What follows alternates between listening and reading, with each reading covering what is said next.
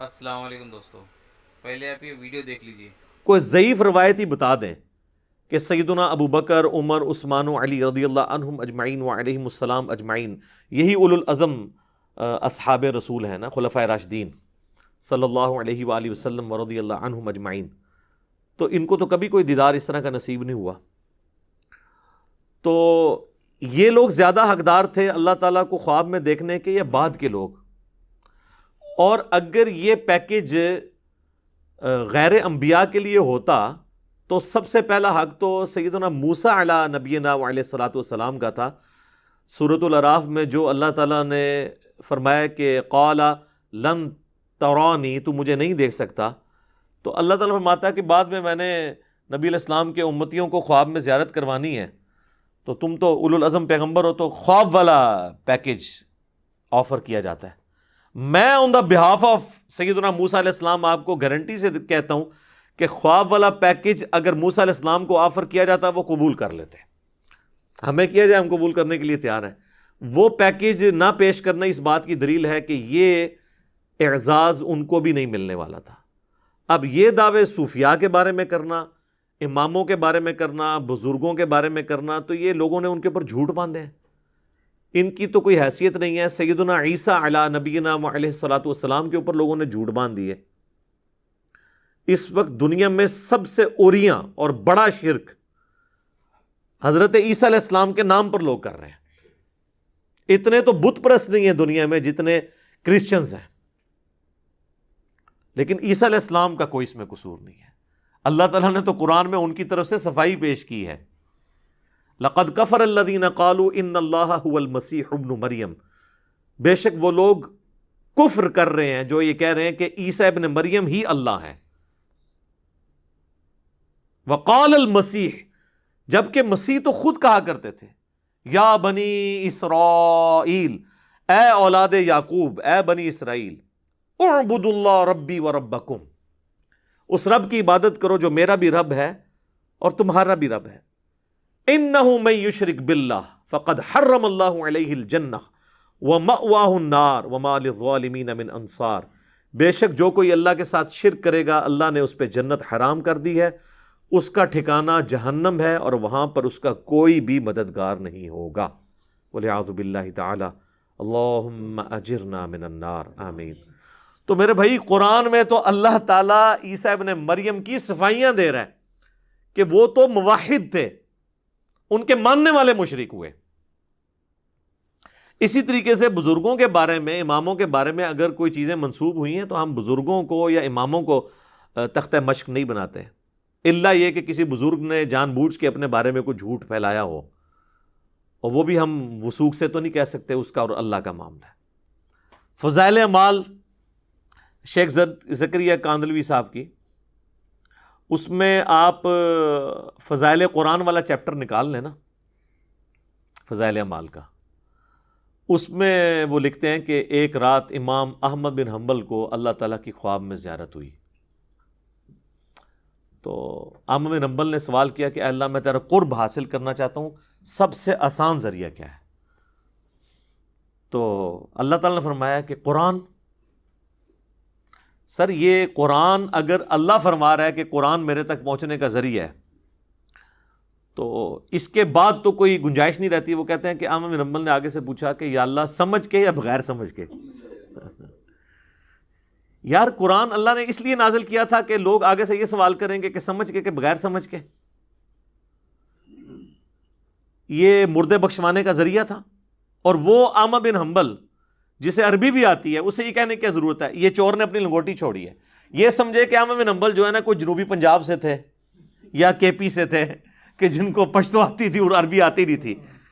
ظاہر ہے وہ فضائل اعمال زیادہ تر کے پی میں پڑھی جا رہی ہوتی ہے نا، تو وہ آپ فضائل اعمال جو پڑھ رہے ہیں نا کے پی والے ہمارے پٹھان بھائی، ان کو بتائیں کہ احمد بن حنبل پٹھان نہیں تھے، وہ اگرچہ عجمی تھے لیکن عربی ان کی مادری لینگویج تھی۔ تو آگے سے کہتے ہیں اللہ تعالیٰ نے کہا کہ چاہے سمجھ کے پڑھ چاہے بغیر سمجھ کے پڑھ، یعنی قرآن اس لیے نازل ہوا ہے، یعنی پورے کا پورا قرآن اس کے اگینسٹ کھڑا ہے۔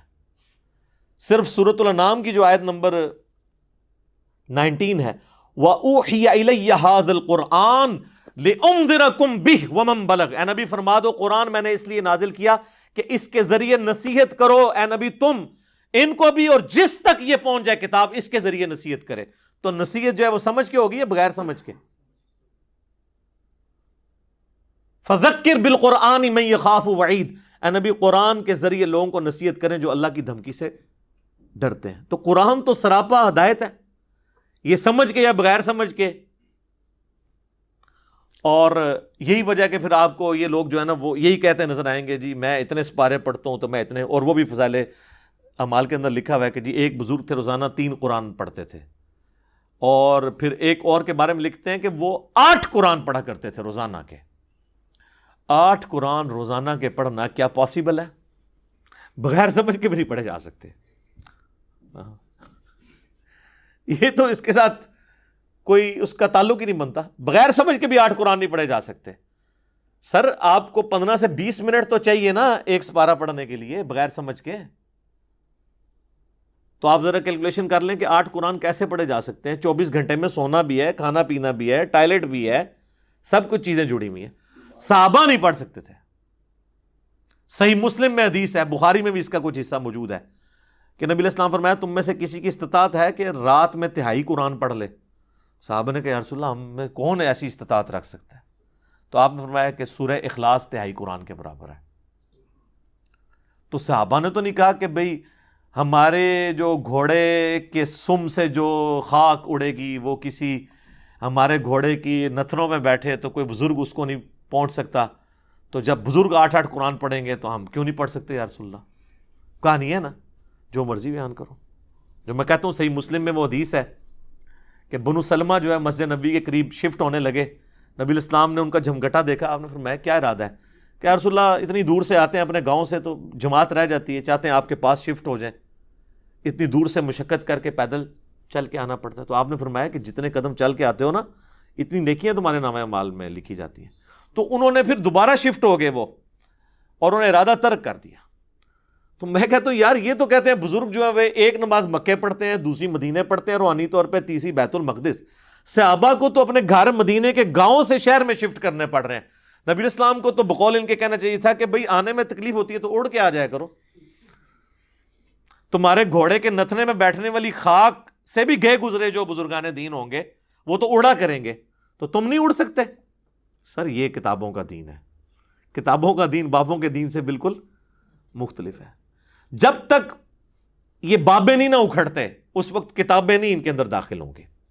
اب تو اللہ کا شکر ہے اکھڑ گئے ہیں، اب تو کبھی کوئی یاد کرواتا ہے تو یاد آتا ہے، تو ادروائز تو اللہ کا شکر ہے کہ یہ سارا کا سارا معاملہ کلیئر ہو گیا۔ اچھا پھر فضائل مال کے اندر انہوں نے نا صرف یہاں پہ دروازہ نہیں بند کیا قرآن کو سمجھنے کا، انہوں نے اس کو مزید انشور کیا، اور انہوں نے کہا کہ قرآن پاک جو ہے نا اس کی تفسیر کے لیے، اس کو سمجھنے کے لیے 15 علوم چاہیے، تاکہ بالکل انشور ہو جائے کہ کوئی ترجمے کی طرف جائے ہی نہ۔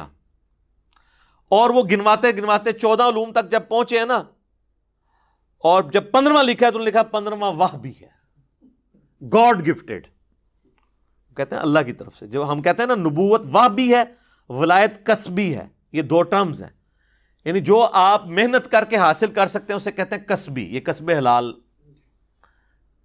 تو نبوت کسبی نہیں ہے، وحبی ہے، جسے اللہ تعالیٰ دے۔ تو وہ کہتے ہیں 15واں علم جو ہے وہ وحبی ہے، وحبی نہیں، وحبی بھی ویسے ہسٹری بڑھا ہے، وحبی۔ تو اب وہ کون شخص دعویٰ کر سکتا ہے کہ میرے پاس وہ وحبی علم ہے؟ تو اگر کوئی 14 علوم سیکھ بھی لے، ایون ویسے تو ان کے لوگوں کو 14 کے انعام بھی نہیں آتے ہوں گے، تو وہ پھر کہیں گے جی 15واں تو پھر بھی تہاڈے کول کوئی نہیں ہے کیونکہ تہاڈا فرقہ دوسرا ہے۔ تو یہ سب انہوں نے کہانیاں ہرڈلز رکھی تھی۔ قرآن کے دشمن ہے، ایسے دشمن ہے کہ کوئی بیچارہ اگر قرآن لے کے بیٹھے نا ترجمے سے پڑھنے کے لیے تو پہلی اس پہ قدغن یہ لگائیں گے جی بغیر وضو کے آپ قرآن کو ہاتھ نہیں لگا سکتے۔ اب تو خیر ٹچ سکرین موبائل نے مسئلہ حل کر دیا ہے، وہ تو یہ بھی مانتے ہیں کہ اس کو آپ ہاتھ لگا سکتے۔ وضو کر کے کوئی بیٹھ جائے گا تو کہے کہ آپ نے ڈائریکٹ نہیں پڑھنا، کسی عالم سے جا کے پڑھنا ہے۔ عالم کے پاس جائیں گے تو وہ آگے تفسیروں کے چکر میں ڈال دے گا، وہ کہے گا جی اس کا تو ترجمہ ہے نا، یہ ترجمے میں سے ڈائریکٹ نہیں مطلب نکلنا، آپ نے جو انڈائریکٹ مطلب بھی نہیں نکلتا وہ آپ نے نکالنا ہے، اس میں سے جو اچھل اچھل کے ڈائریکٹ نکل رہا ہوگا نا وہ نہیں آپ نے نکالنا۔ مطلب ایاک نعبد و ایاک نستعین سے اچھل اچھل کے کیا نکل رہا ہے کہ اللہ کو پکارنا ہے. یہ نہیں آپ نے مطلب سمجھنا, آپ نے بابوں کے پکارنے کو بھی اللہ کا پکارنا سمجھنا ہے. تو اس طریقے سے یعنی یہ پھر ڈسیو کرنے کی کوشش کرتے ہیں. اور پھر یہ ان کے پاس ہتھیار ہے جی, وہ 15واں علم وہاں بھی ہے. اور جناب سنبھال لو, وہ 15واں علم کس نے حاصل کیا اور کس نے بتایا. اچھا, یہ تو میں نے آپ کو بتایا کہ یہ خواب اور بیداری کے بارے میں. ایک اور بڑا انٹرسٹنگ واقعہ ہے, فضائل حج شریف میں لکھا ہوا ہے. فضائل حج بھی فضائل اعمال کا ایک چیپٹر ہے لیکن الگ سے چھپتا ہے. بیسیکلی یہ پورا ایک نصاب تھا, اس کا نام تھا تبلیغی نصاب. تبلیغی نصاب کے اندر نا چیپٹرز تھے, فضائل نماز, فضائل قرآن, فضائل درود, فضائل حج, یہ بے شمار چیپٹرز تھے. انہوں نے پھر چھانٹی کر کے نا کچھ چیپٹرز اکٹھے کر کے فضائل اعمال کے نام سے چھاپ دیے. ایک چیپٹر اسی میں سے کاٹ کے الگ کر کے فضائل درود بنا دیا, ایک چیپٹر فضائل حج بنا دیا. اور پلیز اس کی یہ لی کہ یہ تو حج کے دنوں میں ضرورت ہے. آپ دیکھیں حج کے دنوں میں فضائل حج سے درس ہو رہا ہوتا ہے, فضائل اعمال سائڈ پہ پڑی ہوتی ہے. فضائل اعمال بھی بعد میں نام رکھا گیا. اصل یہ کتاب تھی تبلیغی نصاب, یعنی ان کا نصاب. اس میں سے فضائل اعمال نکالی گئی چند ایک چیپٹرز کو اکٹھا کر کے. فضائل حج علیحدہ سے چیپٹر چھپا ہوا ہے. اس میں وہ کہتے ہیں کہ ابدال میں سے ایک شخصیت کا بیان ہے. اب ابدال کون, شخصیت کون, ایکس وائی زی, وہ اس طرح کے ایک آواز آئی, بزرگوں نے فرمایا. وہ کہتے ہیں ابدال میں سے ایک شخصیت کا فرمان ہے. وہ کہتے ہیں کہ جی ان سے کسی نے, حضرت خضر سے جب ملاقات ہوئی ان کی, حضرت خضر کے اوپر میرا آپ دیکھ لیں موسیٰ اور خضر والا, آپ کو بتاؤں گا یہ خضر ہے کون ہے اور انہوں نے کون سا خضر بنایا ہوا ہے. یہ لفظ ہے خضر. حضرت خضر سے ملاقات ہوئی ابدال میں سے ایک شخص کی, تو اس نے کہا کہ حضرت آپ تو اس امت کے بڑے بڑے اولیاء کے پاس گئے ہیں, آج تک آپ کو کوئی ایسا ولی ملا ہے جو مرتبے میں آپ سے بھی زیادہ ہو؟ ان کا ہاں جی ایک بندہ ملا تھا. انہوں نے کہا پھر دسو کون سی؟ وہ کہتے ہیں کہ میں مسجد نبوی میں بیٹھا ہوا تھا اور محدث عبد الرزاق جو امام بخاری امام مسلم کے استاد ہیں, امام بخاری امام مسلم نے ان سے احادیث لی ہیں. مصنف عبد الرزاق اور مصنف ابن ابی شیبہ, یہ دو کتابیں ہیں جو ایک زمانے میں لکھی گئی, دونوں اب اردو میں ترجمہ ہو چکی ہیں. وہ کہتے ہیں جی محدث عبد الرزاق جو تھے نا, وہ درس حدیث دے رہے تھے مسجد نبوی کے اندر بیٹھ کے, تو لوگ ان کے گرد جھمگٹا لگائے بیٹھے ہوئے تھے, اور ایک نوجوان جو ہے نا وہ یوں کر کے نا اپنے گریبان میں سر دیے ہوئے کونے میں بیٹھا تھا, وہ درس حدیث نہیں سن رہا تھا. تو کہتے ہیں حضرت خضر کہتے ہیں میں اس کے پاس گیا اور میں نے کہا کہ اتنے بڑے محدث مسجد نبوی میں درس دے رہے ہیں اور تم ان کا درس سننے کی بجائے سائڈ پہ بیٹھے ہوئے ہو. تو کہتے ہیں اس نے نا سر بھی نہیں اٹھایا, اسی حالت میں کہا کہ لوگ جو ہے نا یہ تو عبد الرزاق سے حدیثیں سن رہے ہیں, ہم تو ڈائریکٹ رزاق سے سنتے ہیں. جی جی جی, یہ یعنی یہ بات اور غلام احمد قادیانی کے دعوے میں کیا فرق ہے؟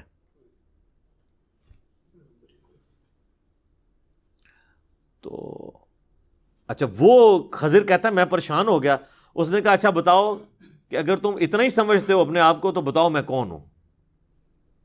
تو وہ کہتے ہیں کہ جی اس شخص نے سر اٹھائے بغیر کہا کہ اگر میں غلطی پر نہیں ہوں نا تو تم خضر ہو. بس جو اس کو ذرا مرچیں لگا کے لکھتے ہیں نا, تو وہ کہتے ہیں جی انہوں نے جناب نا اینج نگاہ اتے اٹھائی, پھر انہوں نے تھلے دیکھا, پھر سجے ویکھے اینج کر کے, پھر کھبے ویکھا, پھر سامنے دیکھا, پھر اپنے آپ نے دیکھا. انہوں نے کہا جی بھائی میں نے دیکھا ہے نہ خضر اس وقت اوپر ہے نہ نیچے ہے, نہ دائیں مجھے نظر آیا دور تک نہ بائیں, یا تو خضر ہے یا میں ہوں. تو میں تو ہے نہیں ہوں, تو ہی ہے.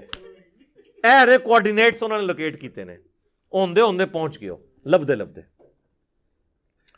تو یہ ہیں لوگوں کے دعوے. آپ تو بات کر رہے ہیں خوابوں میں دیکھنے کی, یہ تو خوابوں سے بھی اگلے ورژن میں جا چکے ہیں.